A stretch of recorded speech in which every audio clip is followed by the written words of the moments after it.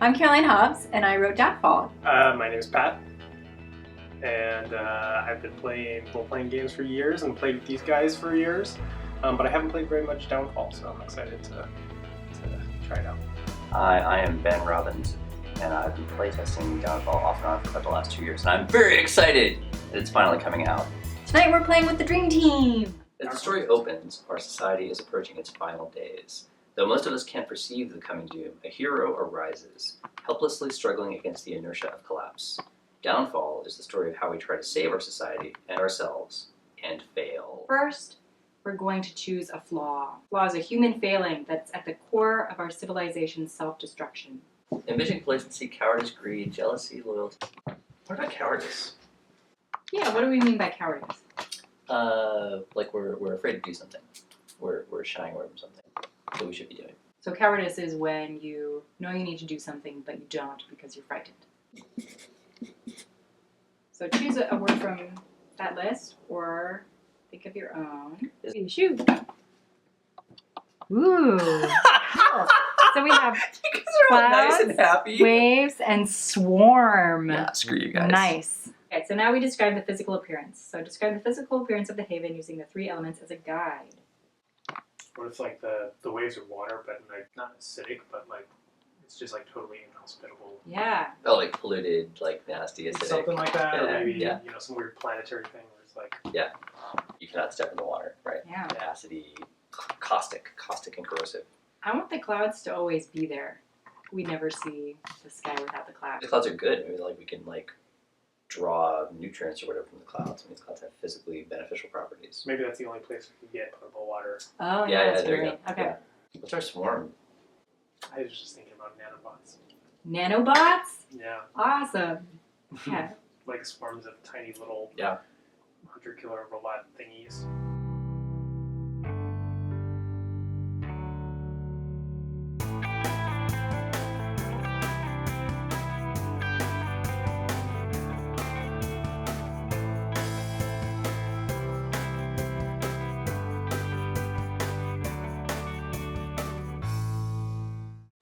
So our society was built with cowardice, whether deliberately or not. We need to think about what it means to have a world that approves of cowardice. What does a cowardly world look like? To do that, we're going to create traditions. We're going to create 2 traditions each. These are things that define us, ways that we behave, and they're going to be the building blocks of what we destroy during play. So everyone take a note card and then choose a tradition category. Economics. Damn, I was gonna take economics. I'll take hospitality. Okay, and then write a tradition, so something that we do. This is pretty cowardly. Those who are accused of a crime are imprisoned without trial. Hospitality. Wanderers come seeking shelter, but we turn them away. We all have shared property. There's no personal belongings. Awesome. So pass your tradition to the player on the left, and we're going to add a symbol. So a symbol is something emblematic of the tradition. It represents some facet of the tradition it's attached to. For example, a white flag is a symbol of like surrender. So we're writing down. So you're writing or drawing a little symbol for it. So I have wanderers come seeking shelter, but we turn them away. And we turn them away because we believe the banisher of souls sends them. Yeah. The tradition is economics, shared property. Property is shared, there's no personal belongings. But we have this place which we, weirdly enough, euphemistically call the market, which is like a big central circular area that has all sorts of like shelves and shops and racks, but it's where we put things back. The tradition I did was those who are accused are imprisoned without trial. So I came up with Short Rock, which is a place. It's a neighboring island to like the main island we live on. That's kind of isolated. It has houses and stuff, but it's shorter. Every once in a while, kind of rarely, the tides go high enough that like Short Rock is like totally submerged. So when instead of sending people like locking people into jail, we just make them live at Short Rock, where they're like constantly, slightly terrified that they're gonna die. Yeah. Right. Cool. We're going to do that one more time.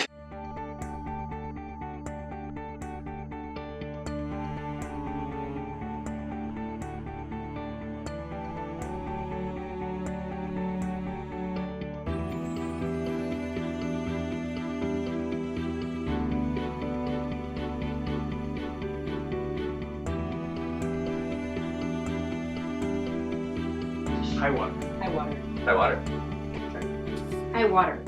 Downfall is awesome because you create this entire thing together, and then the span of just a couple of hours, you create these characters that you care about, you create this environment you care about, and then you just burn it to the ground, which is awesome. And playing it with a bunch of people who haven't played games like this before, you see them kind of get excited and hooked into the idea of the haven they've created, and then you say like, well, remember, we're going to destroy it, and they're like, yeah, that's kind of cool. Let's watch how it burns down. We're going to make 3 characters. Now we have 3 principal roles. We have the hero, person who's trying to save the haven, but will fail. We have the fallen, one of many who oppose the hero, who want cowardice to reign supreme.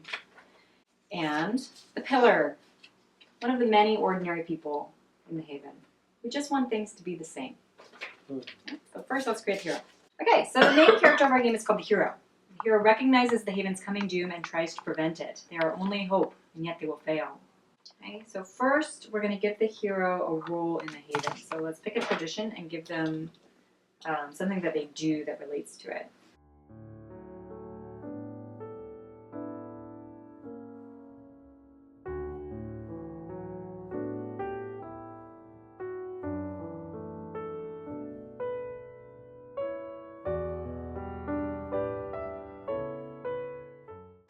So we're going to have a crisis. We're going to have 2 scenes. Then we're going to have a judgment. And then we're going to rotate who we're playing. Okay. So you'll Cool. get your character for 2 scenes, essentially. Crisis. Okay, who's playing the pillar? Me. So describe a troubling event, policy, or situation.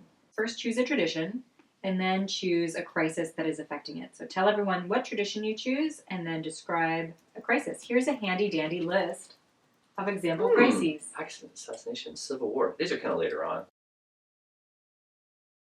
The tradition I'm going to pick is going to be the Wanderers Come Seeking Shelter. An incident occurred where the tide was very low for like weeks at a time, surprisingly low, and like 24 wanderers came in, and they're just people like us from a distance. If we were to look at them, people desperate for a place to live, looking for shelter. The Life Watchers, raised the alarm, and all sorts of people went out, and we basically just drove them back. And then even as we were driving them back, the water level was coming up, and it got to the point where they were we herded them out onto a spit of land where there was no way for them to get off. And then they were trapped at the edge of this spit of land. So over the next couple of days, the waters kept rising up, and now the water has just risen up, and they've been all wiped out. It's like 2 people who we kind of drove away. We instead drove onto this dead end, and everyone was just kind of looking away as this happened. That's crisis. It's a crisis. Now we're going to have scenes. So first, the fallen is going to frame a scene, and then the hero is going to frame a scene. Mm-hmm. When you role play a scene, talk about what your character does, things, feels, and then you can also talk about what happens in the world around you. You can affect the world in big ways. So when you narrate what you do, go ahead and also say what happens as a result of your action. Look at your little sheet. Everybody has 2 phrases. So if you want to know the outcome of your action or someone else's action, ask what comes of it. If you want to know what someone else is thinking or feeling, ask what lies beneath. And the fallen gets an extra one where I can say, but you did not foresee to add a price or consequence to the hero's actions. Prisoner's crime is providing food to the wanderers. Ishma's leading Pasha, actually holding his hand, which is how he always escorts people, and being watch out for that rock, it's slippery and stuff like that, because he's done this walk thousands of times. Ishma's curious, can't help but ask, why would you do what you did? They didn't. What do you mean? You didn't feed them? No.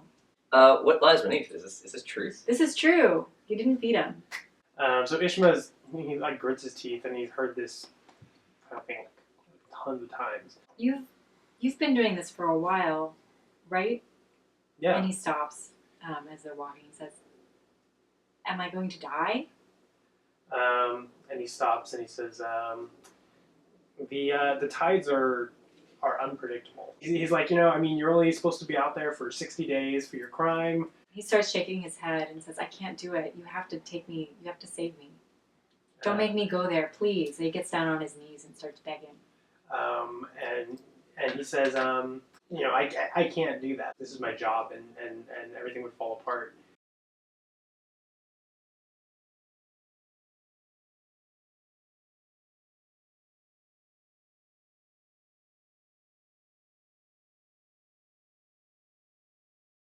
A leviathan that washes up on shore. And we go to eat it like we normally do. But the flesh has become so intoxicated by the ocean. And this happens a few times. Leviathans are coming up and their meat is rancid. You can't eat them. I think like Alma's come to Ishma with a crystal because we haven't talked in weeks. She's worried about our familial bond is weakening, and there's like 4 people with her. Yeah, so I see Alma there, and I don't immediately see the crystal. At first, I'm kind of like, oh, it's Alma, and then I see the crystal, and I'm like, does she do the like, whoop? Yeah, she says she like waves and then does this. He's exasperated, and his beard kind of bristles, and he reaches his hand out and says, I accept this gift you give me. I have a grievance, like, brother. We haven't talked for weeks, and I feel like your thoughts and feelings are unknown to me. That's your grievance? You gave me a crystal for this. She says, well, I wanted to get your attention. He said, I've been down with on the beaches with the Leviathan for days now. We've been trying to find good flesh amidst the corpse. Yeah. And in fact, his lower legs are all kind of scummy from being amongst the corpse body and all this stuff. She says, we're not so busy a people that's a excuse. Like, yes, we all have work, but maintaining our societal bonds People need is to eat. part of our job. How's work treating you? Looks at all my sisters. It is no concern how it treats me. I do what I'm supposed to do. Why? Has anyone said anything different? For 10 years now I have. Yes, but 10 years is a long time. You walk many people to that thing. Perhaps sometimes you have doubts. He glowers and he looks back over at the crowd of people. He says, but none can speak against me as jailer. Has anyone not gotten to the rock on my watch? She says, no, of course not. No one would accuse you of that. I just wanted to, if there's anything on your mind or burdening your soul, there are no secrets in Highwater. It says, no, you can rest assured that my heart is unburdened to you. Totally lying.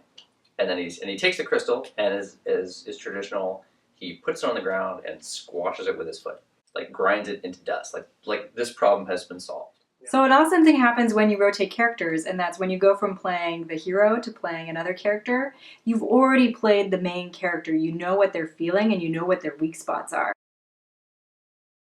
Ishma's come up to Javi's roost. Didn't actually think Javi was working this morning, but there's Javi. To kind of scout the lay of the land, but Ishma has like a big pile of gear on, like more gear than usual. And when he sees Javi there, he kind of does that like, oh, it's Javi. Okay, cool. And for a moment, she looks hopeful, and then she sees the backpack. Javi, how's it look this morning? Is it clear to the west? And he just doesn't wait for an answer, walks to the edge and starts looking himself, awkwardly. I was hoping to see you, actually. He says, I can't stay long. I've got to go. I have to go if the tides are good. Look, the Leviathan is all rotten. There might be more that have washed up on the beach there that are edible. I've got to go look. The Leviathan? That's what you came up here about? The Leviathans will come. They always do. Well, one just did come, and there's nothing to be made of it. There's not a mouthful of it that's worth eating. I'm just trying to do something that would help us. It's dangerous. Something could happen to you. And I know we're not what we used to be, but I couldn't handle that. And says, just don't tell anyone I've gone. Okay, she says. Don't tell my sister. Okay. Thanks. I know I could count on you, Javi. And he takes his big backpack full of whale chopping gear and starts climbing down a big rope. What comes of it? I think he goes out to the far side of the island and is looking around, and yeah, the water's clearer, but he sees Leviathans out at the sea, but he doesn't see a dead Leviathan on the beach. And he's prowling around on the beach, hoping to find a dead Leviathan. And then he's noticing the tide rising.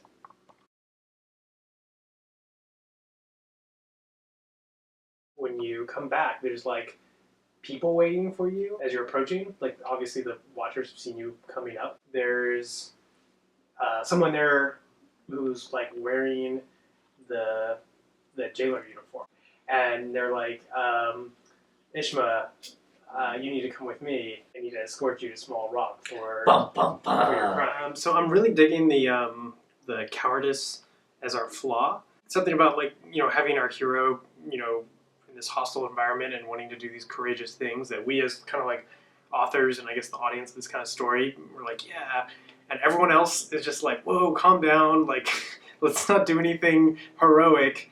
It's just really interesting. Kind of like foil to the hero's actions.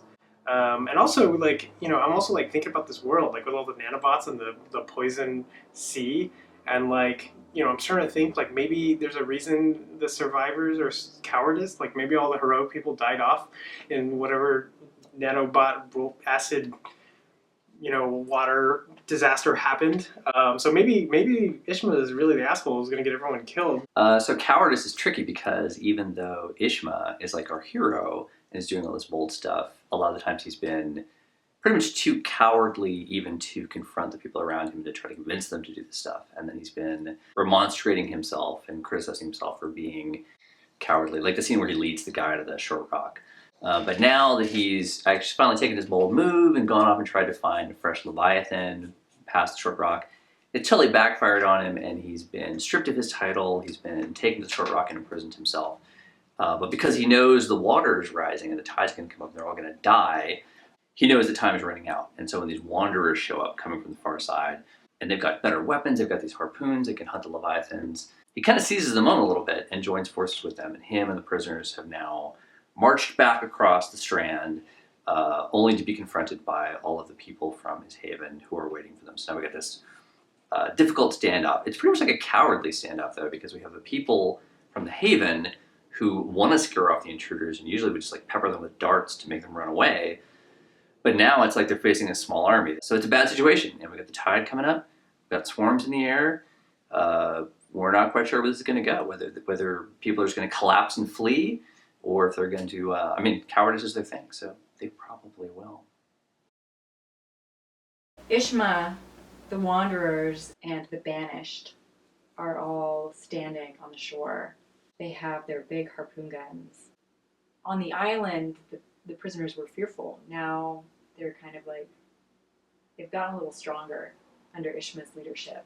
But you did not foresee that by instilling these former prisoners with this much, encouraging them, making them brave, making them willing to leave, they actually want a little revenge. They know that they were doomed to die on the island. And Alma's there, and I will point out the high water people. They are deeply afraid of this mob coming towards them. They've got their long dart guns aimed right at the chest of everybody, and they're keeping close together. But it's like the entire population of high water has come out to form this block of solidarity, and Alma is among them. We demand justice. Who's we? You them? And she points over at the Wanderers, who are a little bit apart from your people, like these strangers that no one knows. Them? Us all. They have traveled from across the sea. Can any of us say that we have been so brave? Alma, you have a voice among the people. And Alma's like, don't think just because I'm your sister that I'm going to take your side in this matter. You've made a terrible, terrible mistake. You should just spend your time on the little rock as you should have, short rock. You know that we all die out there. No. The tides come in. She literally and almost like people covers her die. ears. No, that's not true. We say that no, we are if that sending happens, them there just for imprisonment. It is a death sentence. that's not in our control. It's Without the tides. trial. We don't It control the is in tides. our We can't control the control. tides. We decide who dies by sending them to that island. We decide what relationships we break by giving crystals. We're just ignoring the damage that we do because we're too afraid to face ourselves. He says, if that's the way you feel, just go off with them. And she gestures to the Wanderers. Go. You don't belong here then. If you don't respect anything we do here, go. And Ishma And looks at the faces of all the people that he has known forever. And his expression softens and he looks back again at Alma and says, this is my home. So the people on high water are pointing their blowguns, their darts at the prisoners. Prisoners are not backing down, and the Wanderers aren't backing down. So what comes of it? And I think slowly but surely the tide has been rising up inch by inch. I think the people of high water turn their backs and start or they Or start backing away. They start Yeah. backing away and basically start closing up. They're just like doing what they do. Return to the short rock, Ishma. It's where you've been told to go. It's where you belong. So Ishma knows that if he doesn't do anything to show that we are now the boss, we're going to be killed in our sleep. That's the coward's way. Even though, unfortunately, a lot of people are going to be hurt by this thing he's about to do, it needs to be done. We need to have a show of force.